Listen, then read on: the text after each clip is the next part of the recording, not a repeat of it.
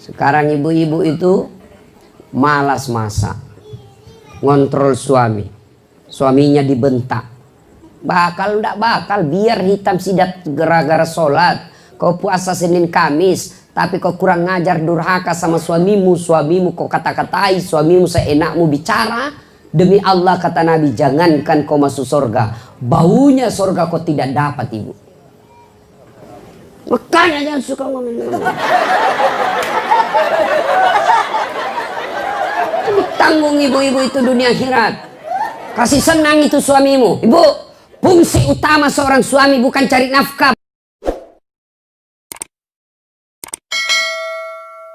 Tiga teman setan kata Allah dari dunia ini. Temannya setan. Siapa? Orang kaya yang sombong. Ghaniyun mutakabbir. Itu temannya setan. Kaya harta sombong, temannya setan. Kaya pangkat sombong, temannya setan. Kaya jabatan sombong, temannya setan. Kaya ilmu sombong, temannya setan. Tapi orang masih bilang, ya wajarlah dia sombong, kaya, banyak uangnya, tinggi pangkatnya, cerdas. Ya wajar dia sombong, ada jalannya. Tapi temannya kok setan. Tapi ini sudah miskin, pengangguran, mulutnya busuk, tidak ada kerjanya, jelek mukanya, bau keteknya, sombong lagi. Bukan mau ke temannya setan, kau sudah jadi setan cilaka. Nah, puncak kesombongan kata Allah, mereka yang enggan sujud. Puncak kesombongan mereka yang tidak mau sholat. Ini saya lihat ini ibu-ibu banyak yang malas sholat. Muka-mukanya saya lihat ini. Kapan ibu-ibu banyak tidak sholat? Selesai haid. Dia bilang suaminya, biasanya kau cuma 5 hari haid. Ini kau sudah 7 hari belum sholat. Orang belum bersih. Dia bilang suaminya, kau bohong toh? Apa bohong? Saya kasih lihat kok. Apa kamu kasih lihat? Ketawa baru dirinya nak kena ini semua ini. Ini. Apalagi perempuan banyak dah sholat. Kalau ada pengantin, gara-gara make up, mukanya dikira tembok, coklat, biru, abu-abu, keren. Itu semua serba palsu. Bulu matanya panjang palsu, alisnya tebal palsu, bibirnya merah palsu, pipinya biru palsu, pantatnya gawus. Semua palsu. Apalagi ibu-ibu banyak dah sholat gara-gara pesta. Apa?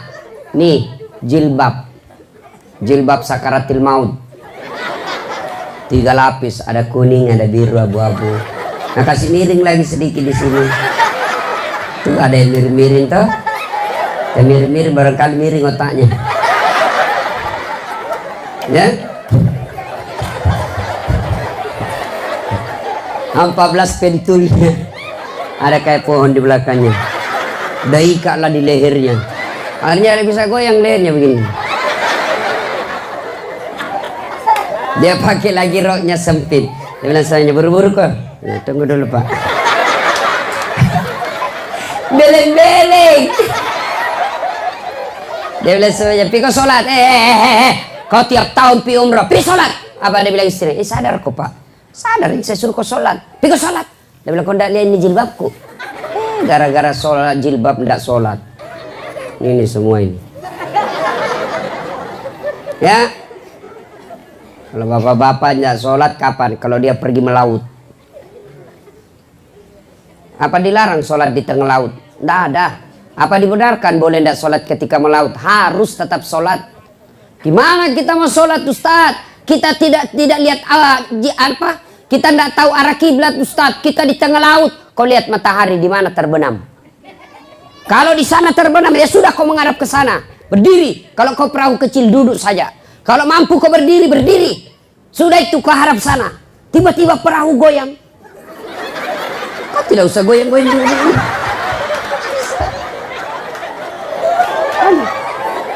Ya.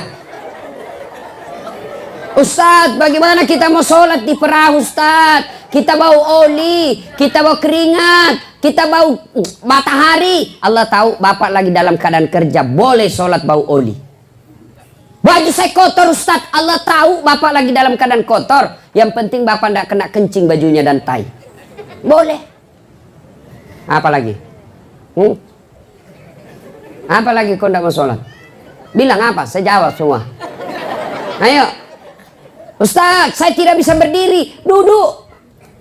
Bagaimana cara sholat duduk? Lihat ini sholat duduk. Saya ajari ini. Anggaplah lagi di atas perahu, atau di atas kapal, atau di atas mobil. Sholat duduk. Begini caranya. Takbir. Allahu Akbar. Ruku, kepala saja goyang. Allahu Akbar. Sami'allahu liman hamid. Sujud, bukan cuma kepala goyang, badan ikut ditundukkan. Allahu Akbar. Sholat duduk. Ustaz, tidak bisa duduk. Baring. Anggap di sana kiblat, kepala di sini. Nah, beginilah. Anggaplah ini kiblatnya, kepalanya ini. Ya, sudah. Ini saja goyang. Allahu Akbar. Allahu Akbar. Kepala sudah dikasih begini. Jelas. Saya tidak bisa begitu, Ustaz. Sholat pakai isyarat. Mana namanya sholat pakai isyarat? Matamu saja aku kasih goyang. Allahu Akbar. Sami'allahu liman hamid. Allahu Akbar. Boleh. Memang sudah begitu caranya. Mata pun sudah tidak bisa bergerak, Ustaz. Sholat dalam hati. Sholat dalam hati. Mana caranya sholat dalam hati? Semua bacaan sholat kau baca dalam hati. Tutup matamu, pejamkan. Tangan tidak bisa bergerak lagi. Mata pun, bibir pun tidak bergerak. Tinggal dalam hati. Bayangkan lagi ruku, baca doa ruku. Bayangkan lagi sujud, baca doa sujud. Sudah. Namanya sholat dalam hati. Tidak bisa juga itu, Ustaz. Gampang. Ambil kain putih, bungkus, bawa dikubur. Apa lagi? Jangan ketawa, saya serius ini. Demi Allah, saudaraku, tidak ada keselamatan kalian dapat kalau kalian tidak sholat. Tidak ada gunanya kau puasa. Itu kalau kau baik sifatmu, lalu kau tidak sholat, tidak ada gunanya itu baik sifatmu. Kan biasa orang bilang, tidak penting sholat. Tidak penting, yang penting hatimu dong. Biar kau sholat kalau hatimu busuk, tidak ada guna. Yang penting hatimu bersih.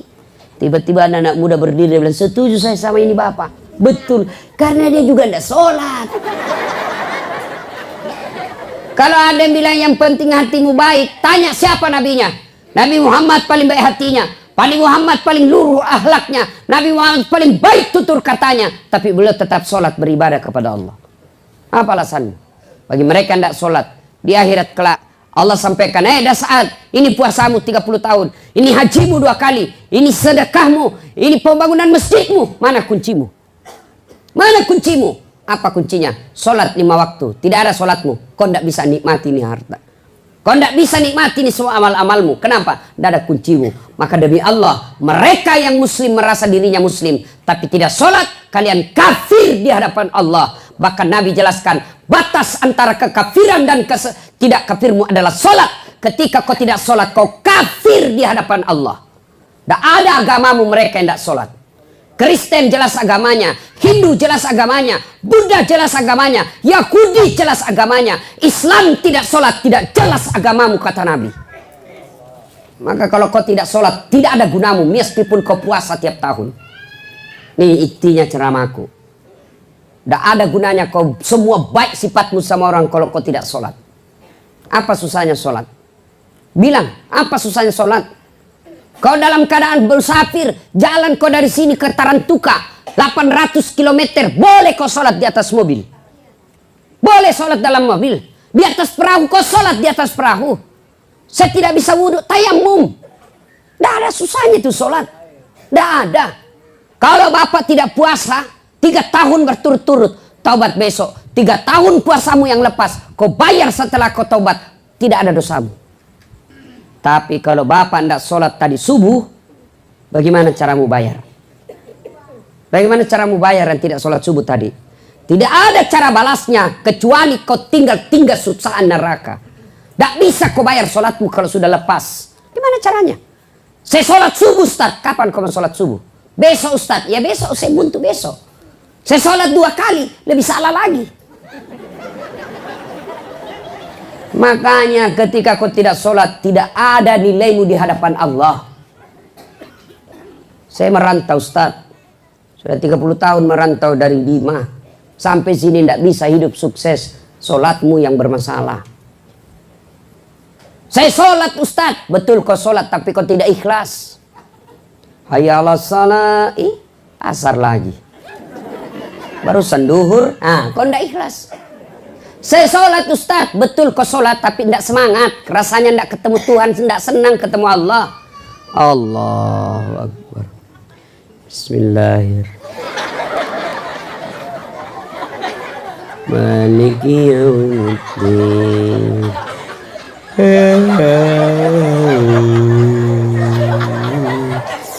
Ihdinas siratal mustaqim. An'amta 'alaihim.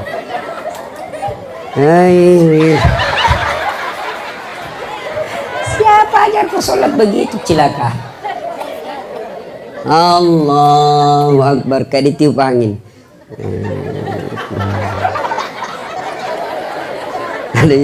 Allahu Akbar.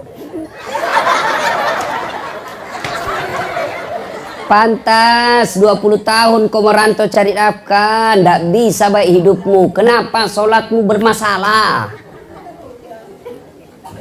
Mana ada orang baik hidupnya kalau sengsara? Mana ada orang sengsara hidupnya kalau baik sholatnya? Percaya Pak, kalau baik sholat, kecil punya ruko, kecil punya mobil, kecil jadi sarjana anakmu, kecil semua itu, kecil jadi anggota DPR. Allah cuma minta perbaiki sholatmu. Ya, Ibu, maka ibu kontrol sholatnya suaminya, bapak kontrol sholatnya istrinya. Istrimu pergi ke jalan, telepon ketika sudah duhur, ingatkan, Bu, sudah duhur. Kamu jalan sudah sholat dah? Bu, pergi suaminya cari merantau.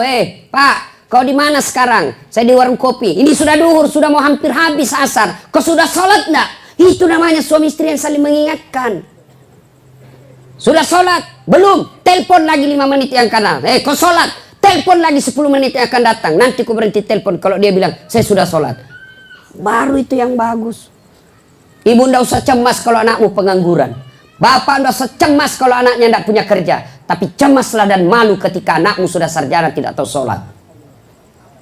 Malu kalau tidak tahu bahasa Inggris. Ndak malu kalau anaknya ndak sholat. Ya? Paham? Nah, yuk Bapak, saudara-saudara sekalian. Nah, berikutnya, apalagi yang menyebabkan orang putus persaudaraan? Tadi kepentingan kekuasaan. Yang kedua kesombongan. Yang ketiga apa? Sangka buruk. Ditelepon tidak dijawab. Mentang-mentang.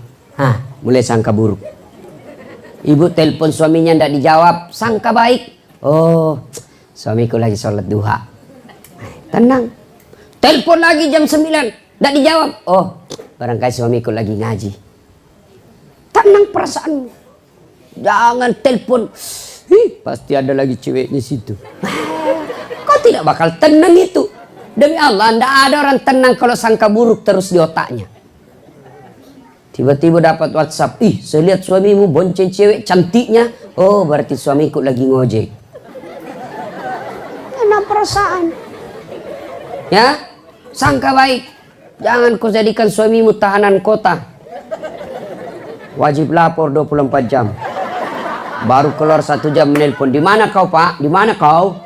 Di kantor. Bohong. Mana kau? Di kantor. Bohong. Tolong foto baru kirim. Ya. Ada bapak-bapak dikasih gitu istrinya? Ada di sini bapak-bapak?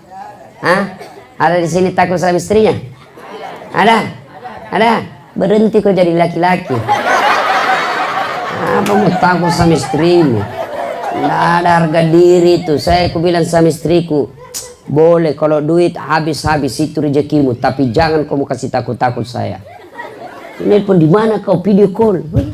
Sistematik kita. Baru 1 jam mencari kita. Sampai di rumah dia ngomel kerjanya. Apa enaknya kita jadi laki-laki? Jangan takut sama istri Pak ya. Dia bilang soalnya kalau dia marah Ustadz, dia kasih pecah piring Ustadz. Kalau dia kasih pecah piring Pak, 1 kasih pecah ke 1 lusin. Piring boleh dibeli. Harga diri sebagai suami tidak boleh diinjak-injak. Allahu Akbar.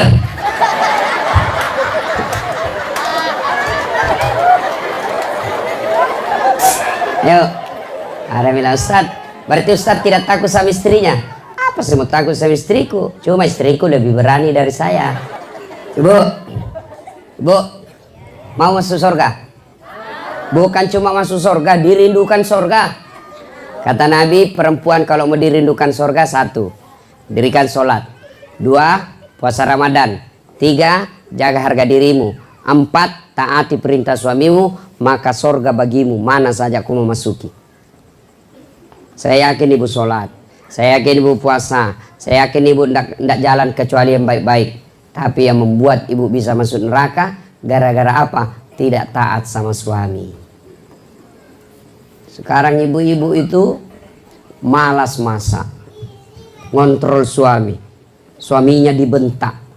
Bakal ndak bakal biar hitam sidat gara-gara sholat. Kau puasa Senin Kamis, tapi kau kurang ngajar, durhaka sama suamimu. Suamimu kau kata-katai, suamimu seenakmu bicara. Demi Allah kata Nabi, jangankan kau masuk surga, baunya surga kau tidak dapat ibu. Kenapa begitu Ustaz? Karena ibu itu ditanggung suaminya dunia akhirat. Artinya apa?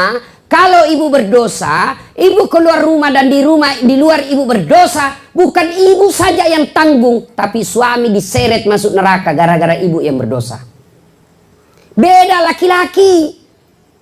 Suaminya ulama, suaminya penceramah, suaminya penghafal Quran, rajin sholat tahajud, tapi istrinya tidak pakai jilbab, istrinya tidak sholat, istrinya tidak puasa Ramadan, istrinya suka bertengkar sama tetangganya. Meskipun suaminya ketua majelis ulama, suaminya masuk neraka lebih dulu baru istrinya. Makanya jangan suka ngomong-ngomong. Tanggung ibu-ibu itu dunia akhirat. Kasih senang itu suamimu. Ibu, fungsi utama seorang suami bukan cari nafkah bagi ibu. Fungsi seorang suami yang utama bukan cari makan, tapi apa? Mendapatkan ridho supaya ibu gampang masuk surga. Suamiku cerewet, biar saja dia masuk neraka. Yang penting ibu harapkan suamiku senang sama saya. Itu yang membuat saya gampang masuk surga. Kalau ibu suka ngomel, malas masak, di rumah tidak pernah cantik, berat badan tambah besar. Apa enaknya kita jadi laki-laki? Dulu itu ibu istri-istri dulu, suaminya kalau pulang mau pergi melaut, belum bangun suaminya sudah siap makanannya yang dikaling-kaling dengan kopinya untuk dibawa ke perahu. Belum pulang suaminya sudah siap masakannya. Sekarang ibu-ibu pulang suaminya masakan 3 hari dipanasi nasi goreng. Jangan ketawa. So model-model perempuan malas ini. Enak juga kita suami itu kalau pulang capek melaut, pulang suami disambut istrinya dengan dandanan yang baik, rapi, parfum, harum, disambut dengan senyum. Assalamualaikum kakandaku, Arjunaku. Ya Allah, terima kasih kau kirim datang kembali pahlawanku. Mau pulang mau pergi suaminya melaut, dia sambut, dia lepas dengan lagu. Ku lepas di kau pahlawan. Itu pulang suaminya, disambut lagi lagunya. Pulang suaminya, duduk suaminya, dia buka kaum sepatunya lalu menyanyi. Bila kamu di sisiku, hati rasa syahdu. Enak, langsung hilang capeknya tuh suami di laut. Masuk lagi suaminya, dilihat rumahnya berantakan. Begitu suaminya mau marah, dia lihat suaminya mau marah, langsung lagi menyanyi istrinya. Insaflah wahai manusia. Enak kan perasaan jadi suami. Tapi itu dulu, ibu-ibu dulu itu begitu lagunya. Sekarang lagunya ibu-ibu sekarang modern apa? Yo ayo, yo ayo yo. Lebih parah lagi itu ibu. Ini ibu-ibu majelis taklim lebih hancur. Senam di lapangan. 17 Agustus nyanyi di lapangan. Gabung sama laki-laki. Apa perempuan dilarang olahraga? Harus kau olahraga supaya tetap kau cantik dan sehat. Yang dilarang kalau olahraga campur-campur laki. Bayangkan kalau ibu di depan. Celananya ketat. Baru ibu-ibu 1, 2. Lakinya orang di belakang 3. Apa dia pikir? Majelis taklim kok begitu? Ada lagi yang lebih parah. Ulang tahun pesta rakyat. Ini nih, sebentar lagi kita ulang tahun pesta rakyat 17 Agustus. Bikin panggung besar, nyanyi bareng-bareng, laki perempuan campur-campur. Goyang ke kiri nah. Kanan. Apa ini? Orang gila itu begitu. Jangan ikut-ikut majelis taklim begitu. Majelis taklim pakai jilbab besar, ikut pengajian, tapi masih suka nyanyi begini. Allah tidak senang sama kalian kalau begitu. Boleh nyanyi, boleh, tapi jangan gabung-gabung dengan laki-laki. Lagu gelah yang bagus-bagus, yang ada nasihatnya. Ya, jangan mentang-mentang dengar lagu nasihat, begitu suaminya sudah mulai pikun-pikun tua-tua lagu nasihat sama suaminya. Apa lagunya? Bila Israel datang menjemput. Stres suaminya. Nah ya, waktu yang sangat terbatas. Apa hebatnya kalau banyak teman? Ya, apa hebatnya kalau banyak teman? Banyak teman, 1, murah rezeki. Murah rezeki. Kata Nabi, siapa yang mau umurnya panjang, siapa yang mau murah rezekinya, siapa yang mau gampang selesai urusannya, silul arham, sambungkan persaudaraan. Ya, kenapa memurahkan rezeki? Orang yang banyak teman, contoh, bapak ibu berdoa di masjid, selesai sholat maghrib sampai isya 1 jam dia berdoa, ya Allah murahkan rezekiku, tambahkan daganganku, murahkan laku semua ya Allah, gampangkan semua, mudah rezeki saya. Apakah tiba-tiba ibu berdoa 1 jam uang jatuh dari langit-langit masjid? Itu film karton. Lalu kalau ibu berdoa, bagaimana cara datangnya rezeki? Bagaimana datangnya rezeki? Datangnya dari tangan manusia. Maka kalau mau banyak rezeki, banyaklah temanmu supaya banyak tangan yang datang bawakan kau rezeki. Saya tidak banyak uangku, tapi banyak temanku. Di Makassar hampir tidak pernah laku duit saya, Pak. Di mana-mana saya pasti ada yang bayarkan. Saya ke warkop, begitu saya mau bayar, tapi Ustaz, sudah ada yang bayar. Saya pergi ke pasar lelang, pasar lelong Makassar. Baru saya turun dari mobil, ada yang teriak, "Assalamualaikum Ustaz." Dalam hatiku aman. Aman, pasti dibayar. Keranjang saya ada isi ula, ada isi gula, ada isi telur, ikan, sayur. Berapa Ji? Nggak usah Pak Ustaz. Nggak enak Pak. Nggak usah Pak Ustaz. Dalam hatiku memang itu yang kutunggu. Banyak teman, banyak rezeki. Iya kan? Coba lihat orang yang banyak temannya. Selalu itu, berapa? Sebenarnya sama tetangga ini 10.000 Pak. Tapi sudahlah Bapak bayar modal saja 9.000. Tuh, banyak mudah, banyak rezeki. Yang kedua, banyak teman, gampang selesai urusan. Saya ke kantor polisi. Perpanjangan SIM dilihat sama Kapolres. "Assalamualaikum Ustaz." "Siap Komandan." "Waalaikumsalam." "Kenapa Ustaz?" "Ustaz, Komandan, perpanjangan SIM." Oh, baik, gampang Ustaz. Kapolres terpanggil Kasat Lantas. Kasat Lantas, tolong bantu Ustaz, urus SIM-nya. Jangan aku lagi minta uangnya, berdosa kau uang Ustaz kau makan. Selesai. Ayo, banyak teman, gampang selesai masalah. Begitu Bapak berurusan di kantor polisi, sahabat saya itu, sudah, tidak usah lanjut. Banyak teman, gampang selesai masalah. Yang ketiga, banyak teman bisa terpilih pilkada. Ya Pak. Dan yang keempat, banyak temanmu sehat walafiat, panjang umur. Kenapa bisa? Banyak yang doakan. Saya ini Pak, laki-laki jarum super. Jarang di rumah, suka pergi. Saya hampir tidak pernah di rumah Pak. Lebih banyak di luar, saya tua di jalan. Coba.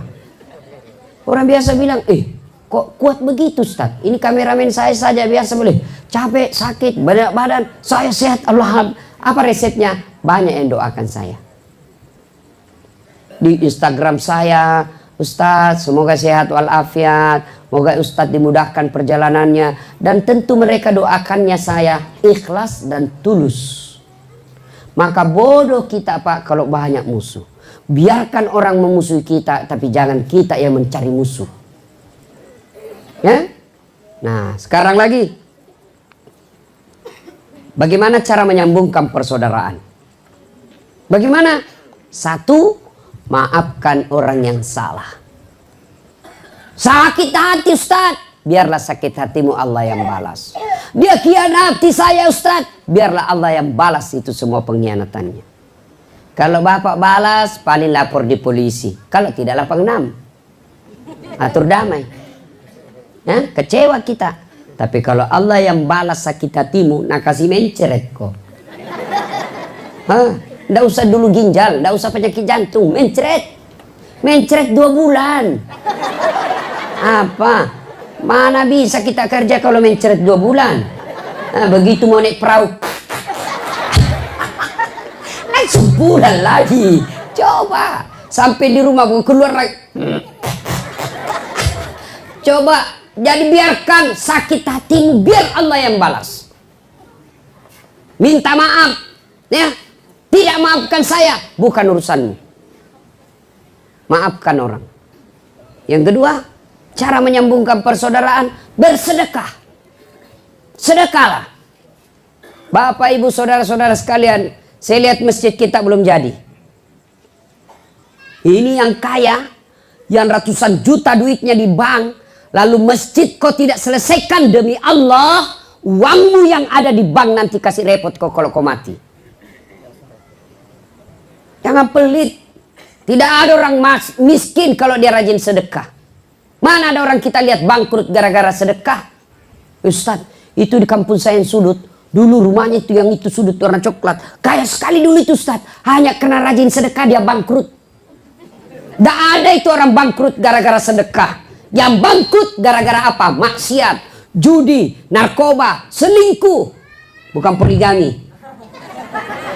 Poligami halal. Jangan takut poligami Pak. Yang penting Bapak mampu dan berani. Dia bilang istri, mengajar salah lagi Ustadz di atas.